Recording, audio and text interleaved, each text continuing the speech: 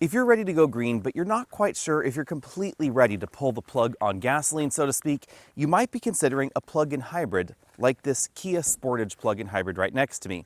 Or you might be debating, can I really go all in on electricity like this Kia EV6 right next to me on the other side? The other reason you might want to check out a plug-in hybrid instead of a full EV at the moment is if you need a bigger cargo area and more headroom in the back, because that is certainly an asset when we take a look at any of the current compact crossover plug-in hybrids available in the US. This, something like the Mitsubishi Outlander, the Tucson, of course the RAV4 Prime, which is selling incredibly well in the US, they're shaped just like a regular compact crossover. And that's not quite what's going on here in the EV6. Now, going in for a closer look on the front end, you'll notice how much lower the EV6 is than the Sportage over here. Even though the Sportage is definitely designed for efficiency and it has a definite sloping hood line, the entire hood is much higher off the ground than in the EV6 because aerodynamics are a little less important when you can carry more energy on board. You'll notice that there's less cooling going on in the EV6, so really all that's happening is the cooling slot down there at the bottom. Up here, it's just an imitation grille. Full LED headlights in either model, but obviously the EV6 is much more style forward. The style is polarizing, I would say, on both of these vehicles, however, because this Sportage is probably the most polarizing vehicle that Kia sells that still runs on gasoline. Let me know what you think of the look, because I am not the biggest fan of this design up front. I think there's just a lot going on here. We have different sections of different styles of grille up here, some sort of egg crate thing going on there, more of a horizontal slat thing down here. We've got an homage to the Tiger Nose grille up top, and then lots of different shapes going on. The boomerang thing, full LED turn signals, full LED headlights in multi-modules, fog lights down below. Things are perhaps a tiny bit more traditional, I guess you could say, over here in the very non-traditional front end of the EV6. The hood is much shorter, full LED headlights and turn signals, but these are reflector LED headlights instead of projectors. I do kind of like the projectors a little bit more. You'll notice that this vehicle is wearing the carpool access stickers for California. In some states, you can drive an electric car or a plug-in hybrid in the carpool lane solo. So that's definitely a reason you might want to choose either of these over just a regular hybrid. In some circles, there's kind of a misconception that plug-in hybrids are prohibitively expensive and you might as well just get the full EV. This Sportage plug-in hybrid is clearly more expensive than the regular hybrid, but it's a lot less expensive than a comparable EV6. And I think the reason that I find these two vehicles so intriguing is that they are different visions from the exact same company. So we're not comparing a Tesla Model Y, which is Tesla's vision of an electrified future. We're comparing Kia's vision of an electrified future versus Kia's vision of a reduced gasoline future or gasoline mitigation future. But honestly, you could plug in a Model Y or a Mach-E right in the same conversation and get very similar results. EV6 versus Sportage plug-in hybrid is definitely a case of specifications not telling you the entire picture.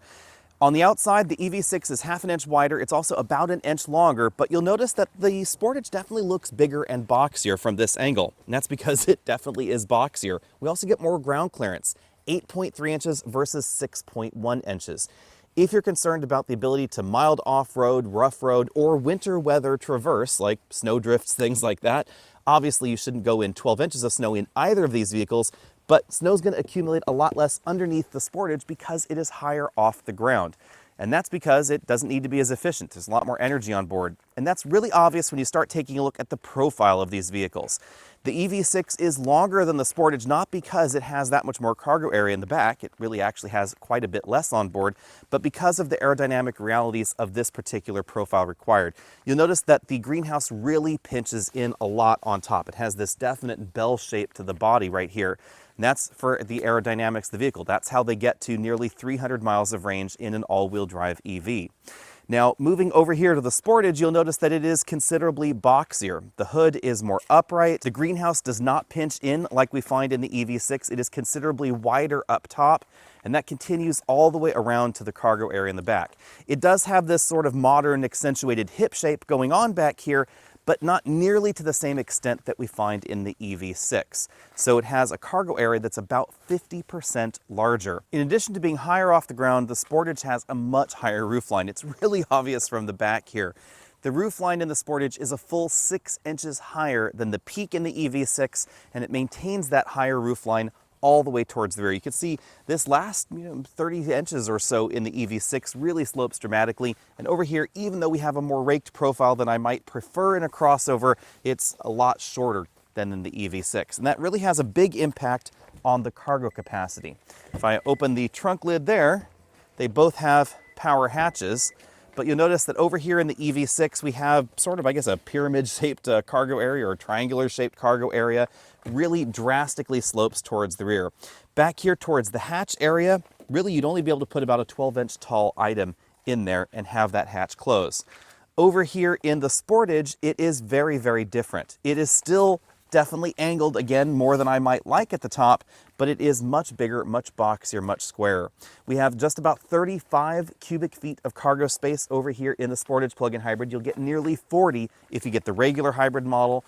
And over here in the EV6, it's right around 24 cubic feet, just over. There's a big, big difference when it comes to, for instance, roller bags, where you could line up a bunch of 22-inch roller bags like this in the Sportage, and then over here in the EV6, you'd actually have to put them all the way back there in order for the lid to close. Now, let's go ahead and whip out the measuring tape here so we can see some of the critical dimensions that folks have been asking about.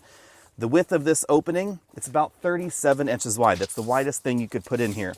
And it is about 38 inches long.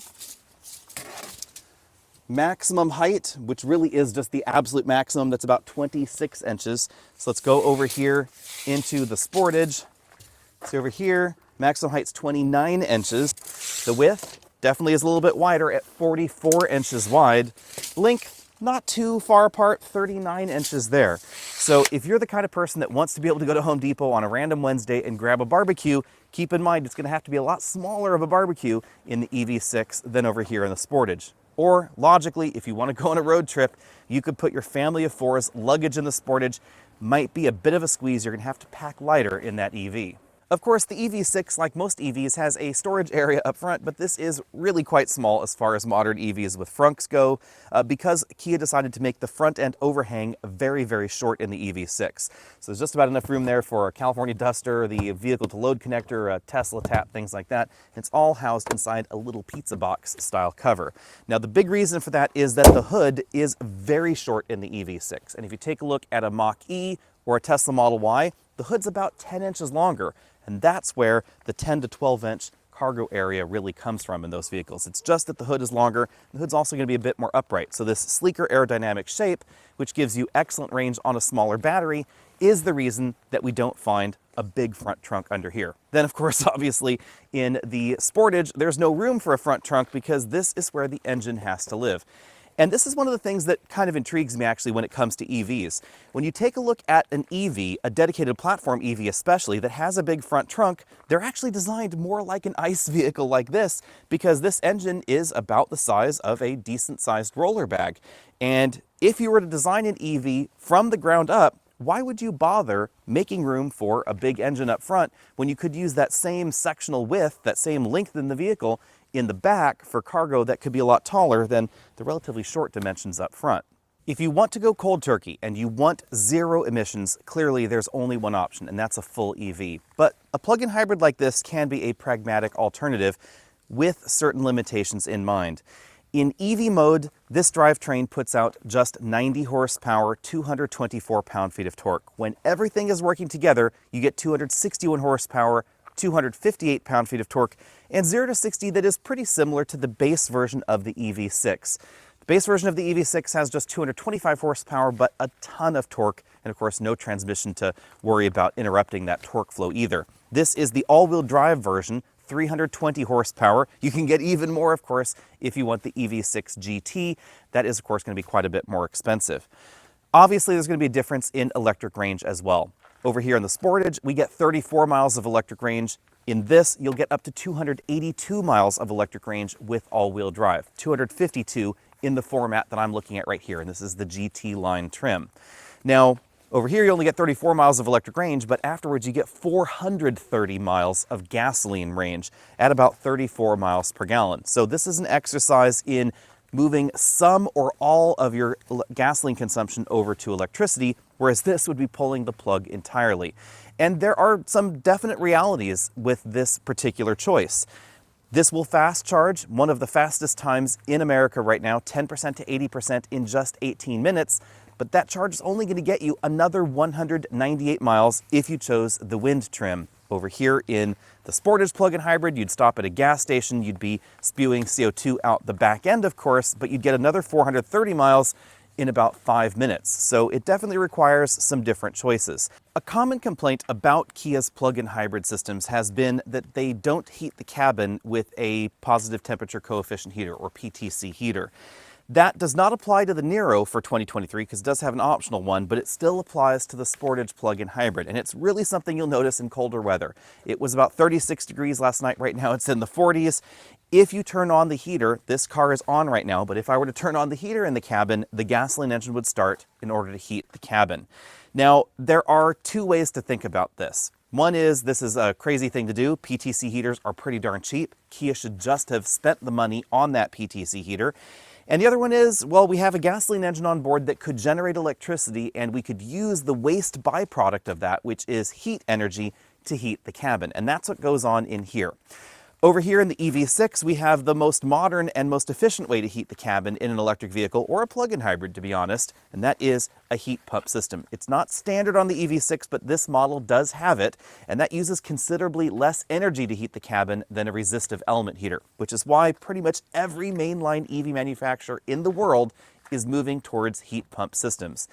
Now, heat pump systems are more expensive to repair. They're a lot more expensive to purchase. I've always wondered why that is, but most manufacturers say it's not double the cost of an air conditioning unit. It's actually 4 to 5 times the cost of an air conditioning unit. I don't have any way to prove that, but PTC heaters are definitely cheaper. This one, however, I'm torn as to whether I'm okay with this or not.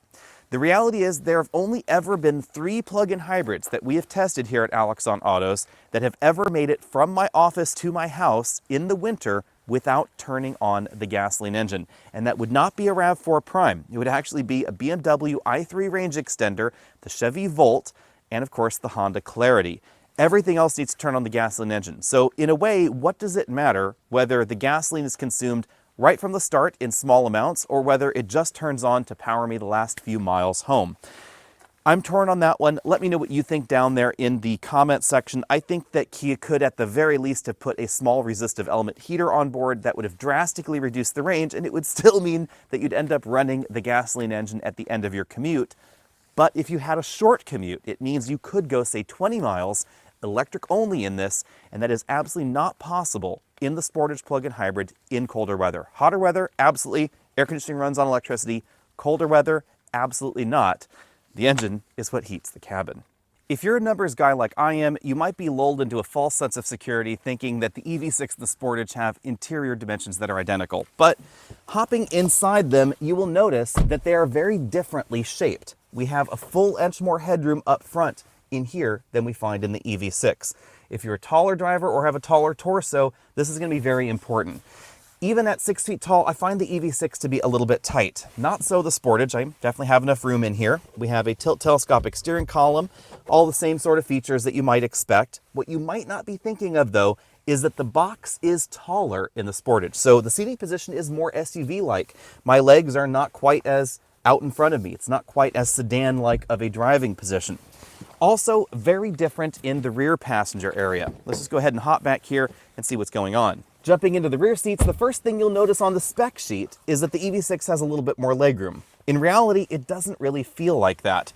Also on the spec sheet, they have the same kind of headroom, and I think that's because they're probably measuring headroom in the most upright position for these seats, where you can see my head is almost touching the ceiling. But this is not a comfortable seating position. I'd probably prefer to be a little bit more reclined like that.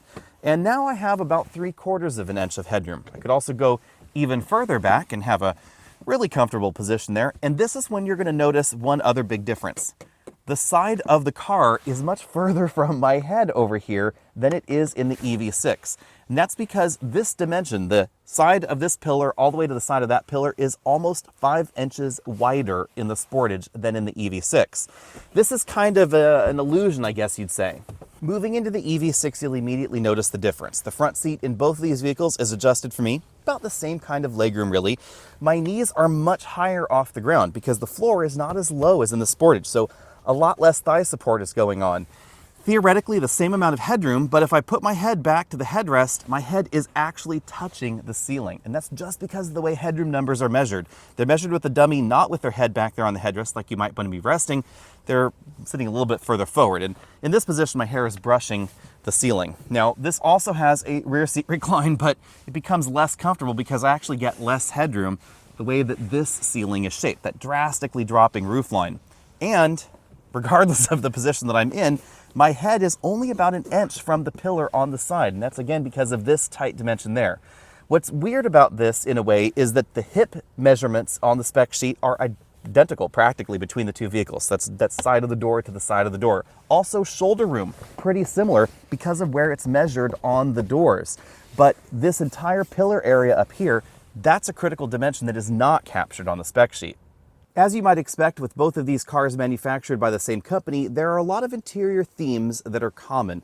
The way the steering wheel buttons are laid out, the fact that we have this enormous dual 12-inch LCD instrument cluster and infotainment screen on the dashboard, that is shared between the two models. Now, in the Sportage Plug In Hybrid, this is optional. The base version is going to have the 12-inch infotainment screen here, but it's not going to have the 12-inch instrument cluster. That's only going to be found in the top trim Sportage Plug In Hybrid. They both have the same infotainment controls. They both have a rotary style shifter, but this console does become a little bit different in theme. Over here we have cup holders that can be configured differently. So if I take that out there, you can rotate those little I don't know, whatever those things are in there, and then you can put larger items in this entire console area, and then you can push this button and have those pop out. That's kind of a handy touch. We also have more controls over the all-wheel drive system. This does have a mechanical all-wheel drive. It's not a second electric motor like we find in a RAV4 Prime. Reasonable amount of storage space right there under that center console, and a reasonable amount of width generally when we're talking about the front seat area. Even though, again, on the spec sheets, it appears very similar in terms of interior dimensions, this is a little bit wider across the front. Also, another thing to keep in mind is we do have a panoramic moonroof inside here, and we have a pretty typical sized moonroof in the EV6. Jumping into the EV6, the design is definitely a variation on the theme. We have a 2-spoke steering wheel instead of the 3-spoke, but the controls, they're all basically the same, as are the stocks. As is the instrument cluster and the LCD infotainment system. Same LCDs, slightly different software style. You can see that things are trying to be a little bit more modern over there on that side. Over here, the software is pretty similar, slightly different icons, but the same interface for Apple CarPlay. The dashboard is definitely more of a modern theme. No imitation wood going on in here. Instead, we get some ambient lighting strips. And then, of course, we get the hallmark that we see in other dedicated EV platforms, a flat floor and a lot of storage space up front. Now, my one complaint is that Kia puts the USB input and the USB charging port so far away from the driver and front passenger that it is kind of difficult to use. And also you have that cable stretching around because neither of these vehicles supports wireless CarPlay integration. So you're just ending up stuffing your phone wherever it can go. Here in the center console, we have touch buttons for the climate controls. The touchscreen setup for the infotainment button, same one that we find in the Sportage. Actually, it's exactly the same display. And this is not my favorite in the industry right now because this does both infotainment and climate controls, and you have to switch between the two with that little touch button. Invariably, it's going to be on the wrong mode for what you want to do at the moment. Down here, we have the same rotary shifter. We don't have drive modes here. They're actually on the steering wheel over here, but there's no sort of off-road or locky mode to try and send more power to the opposite axle. You're just going to have to let the software do its thing. In here we have a Qi wireless charging mat right there, and then we have a definitely decently sized storage area between the front seats. It's definitely larger than what we find in the Sportage because there's no need for a transmission tunnel or anything like that. So if we move back to the back seats, flat floor back here, flat floor up front. When it comes to sunroof real estate, again, a little bit smaller over here in the EV6 because this is a standard size sunroof. The panoramic moonroof in the Sportage would probably extend to about there. And you'll notice the different dimensions inside as I was talking about earlier. Look how close this headrest really is to the side of the roofline there. Now that's for my driving position where I prefer a headrest a little bit more upright, but let me put it down and you'll still see how close it is to the pillar. So definitely tighter on that interior dimension in that area. Out on the road, the two vehicles are going to feel very different. Obviously, the EV6 is a ton of fun, especially in the all-wheel drive format. This is very, very quick, just as people have come to expect from modern EVs. This model, 0 to 60 in under 5 seconds, because this is the all-wheel drive version. Now, if you get the rear-wheel drive only model, it is going to be notably slower, 7.2. So the rear-wheel drive EV6 is actually a little bit slower than the plug-in hybrid Sportage at 6.9 seconds. But this is about 2 seconds faster, 0 to 60. And the feel of the transmission and the engine is very, very different because this has a single speed transmission. It's just a reduction gear, so there's no shifting, nothing like that. You just floor it and you go. The power delivery is very immediate. In contrast, the Sportage's plug-in hybrid system feels more like Frankenstein's monster because it does have an electric motor in there, but it's not going to deliver power in a linear fashion. It's running through the 6-speed automatic transmission. Of course, power from the engine is also going to be running through that traditional 6-speed auto. Now, that's not to say that it's a horrible plug-in hybrid or anything like that. It actually is quite good as far as plug-in hybrids go, but compared to the smoothness and immediate power delivery you find in any EV, it's going to feel very, very different and perhaps a little old school. Some people might like that, some people might not. When switching between power sources, it's also going to take longer. If you need 90 horsepower, that power delivery is pretty linear, with the exception of the 6-speed automatic transmission. But if you want all 261 horsepower, you have to wait for the engine to start, rev up, and then deliver all that power. So if you floor it, you kind of get a moment of acceleration, and then it's wait for it, bam, everything else starts to happen. When it comes to the braking distance scores, the Sportage does very well, just 126 feet from 60 miles an hour to 0. That's versus 129 feet for the rear-wheel drive base EV6, 132 feet for the all-wheel drive base version of the EV6. If you get this GT line, then it does drop down to a little bit below the plug-in hybrid Sportage, but the reason for that is that this is heavier. This is about 300 pounds heavier than the plug-in hybrid. That's something that a lot of folks don't quite get when they're thinking about these things. Yes, it has 2 different drivetrains on board. Yes, it has a battery, and it has a motor, and it has an engine, etc. But all of that complexity is much lighter than a battery pack like the one that we find in the EV6. Even though this battery pack is 30% smaller than the battery that we find in the Ford Mustang Mach-E's big battery model. So everything is going to scale depending on the EV you're looking at. Some are lighter than this, and some are considerably heavier than this. All of that is going to have an impact on stopping distance and, of course, the handling score. Again, not everything is as it might appear on the spec sheet. Yes, this is heavier. This is actually an additional 200 pounds heavier than the all-wheel drive wind trim, but because this one has slightly wider tires on it and a considerably lower center of gravity, this is an awful lot more fun to drive than the Sportage. If you floor it around corners like this, the rear power bias definitely makes it feel more engaging to drive, really powers you around the corner in a way the Sportage is just not capable of. And the Sportage's slightly softer tuning and the weight balance in the vehicle really means that there's more tip and dive, more body roll. That rear end really starts to feel heavy if you start to push it harder out on your favorite winding mountain road. It is absolutely solid for a compact crossover, but it's not the same level of engagement or fun that you'd find in this or a Mach-E or a Tesla Model Y, of course. When it comes to the cabin noise score, they're actually pretty similar if they're in EV mode. This particular model of EV6 has wider tires than we find on the Sportage, so I'd call that a tie. If you're out on a particularly noisy road surface, the EV6 may be a little bit quieter because the battery pack is in the way. Also, we seem to get a little bit less wind noise in here than we find in the Sportage, but as far as the actual road noise score goes, they're pretty darn similar. As far as efficiency goes, obviously the EV6 is the win here. This averages about 3.5 to 3.8 miles per kilowatt hour. If you're treating it gently, you'll get even more. In the Sportage, it's going to be more closer to 2.9 to 3 miles per kilowatt hour when running on electricity. And of course, there is a penalty to be paid when we're talking about gasoline fuel efficiency for the plug-in hybrid system. The extra weight and the complexity of that all-wheel drive system means that it's not going to get 40 miles per gallon like you might find out of a RAV4 Prime. Out on a rougher gravel road like the one that we're on here, the EV6 has excellent ride quality for an EV. It's not firm and bouncy like we find in the Model Y or the Mach-E, but it still is not as compliant as a lot of plug-in hybrids, something like the Sportage plug-in hybrid actually, or the Mitsubishi plug-in hybrid, or the Toyota plug-in hybrid that's in competition in the same segment as well. And I think that simply has to do with the amount of suspension travel that we have available to those vehicles. They're higher off the ground, there's just more clearance there for the shock towers, the suspension components, etc. Vehicles like this that are relatively low slung, and efficiency is very important in, they tend to not have as much suspension motion. You can't damp the potholes and things like that, the speed bumps that you're going to encounter quite as much. But again, this still performs well for an EV, but the ride quality win has to go to the Kia. The other thing you'll notice out on a surface like this is all-wheel drive traction ability. In an electric vehicle like this, it can obviously send more power to the front, more power to the rear whenever it likes to, but it doesn't know that wheel slip is going to happen until it has actually happened.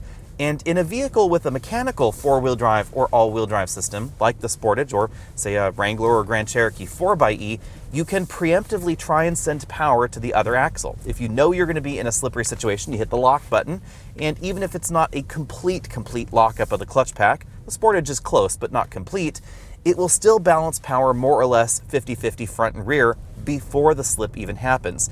And you will notice that on slippery surfaces in this. The rear wheels start to slip because it's rear power biased, then it sends power to the front.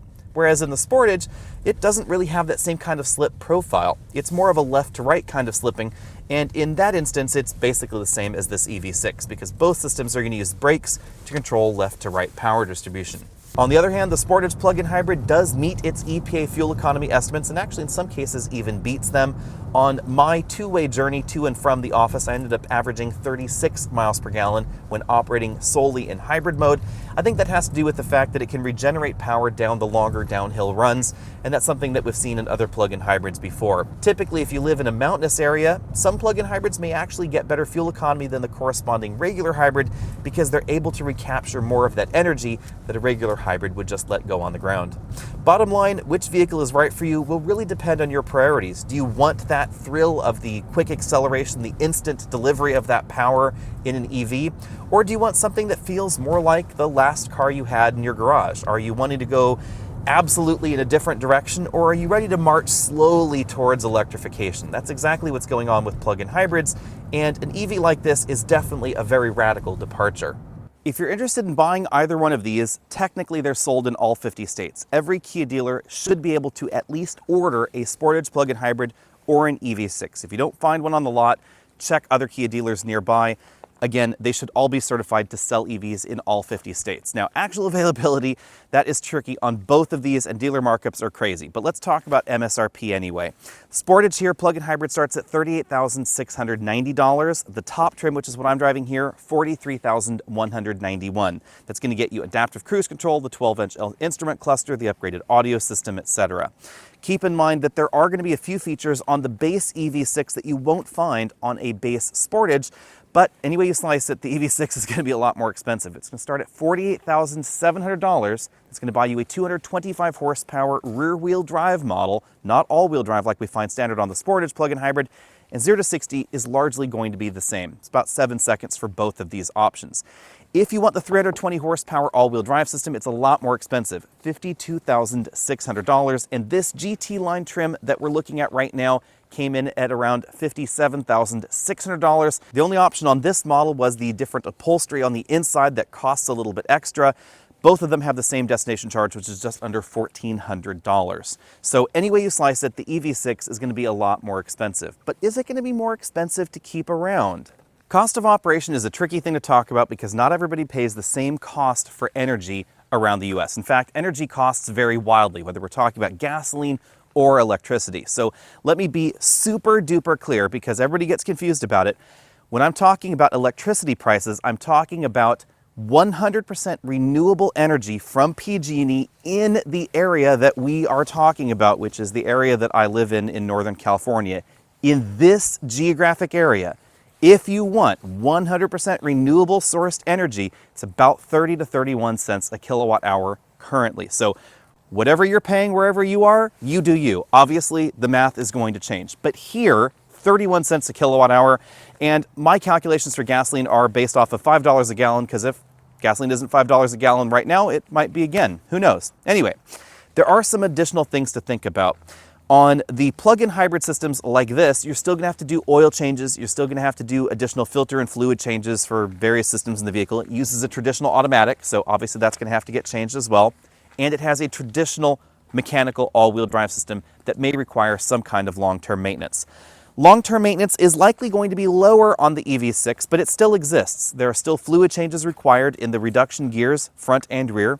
Those maintenance schedules are pretty long, of course. We still have a cabin air filter. We still have tires. We still have tires and brakes that have to be dealt with as well. We also have higher insurance costs, generally speaking, on some EVs. Some of that is simply a factor of the MSRP, which is higher, so obviously it's going to be more expensive to insure a more expensive vehicle, and some of it has to do with battery electric vehicles still being new tech and their general concerns about repairability. That's definitely something we've seen with modern Teslas. A lot of modern Teslas, they're the single largest seller of EVs in the US.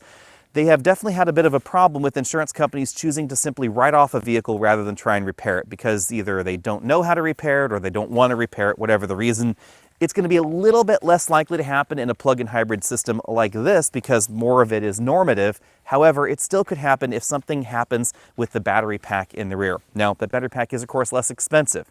Now, speaking of battery life, that's another reason you might want to choose a plug-in hybrid over an EV. Obviously, this battery is going to start to degrade over time.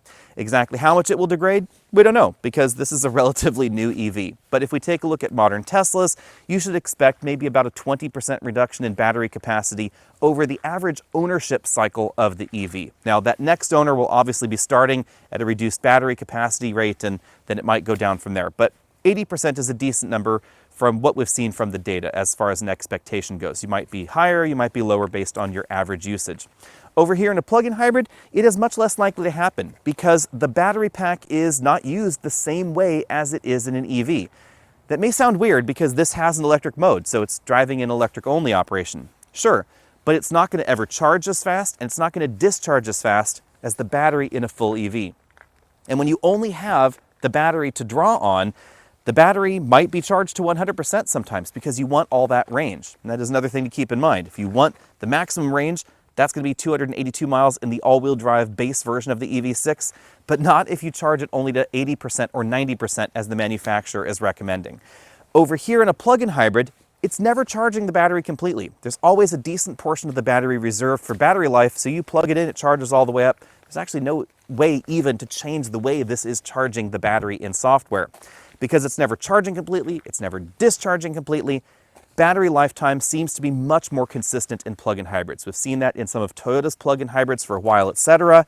It's likely going to be the same case in this. And even if the battery loses 10%, 20%, even 30% of its range over your ownership cycle in a plug-in hybrid, you still have the gas tank. So you're still able to go basically the same kind of road trip range that you were when the car was new.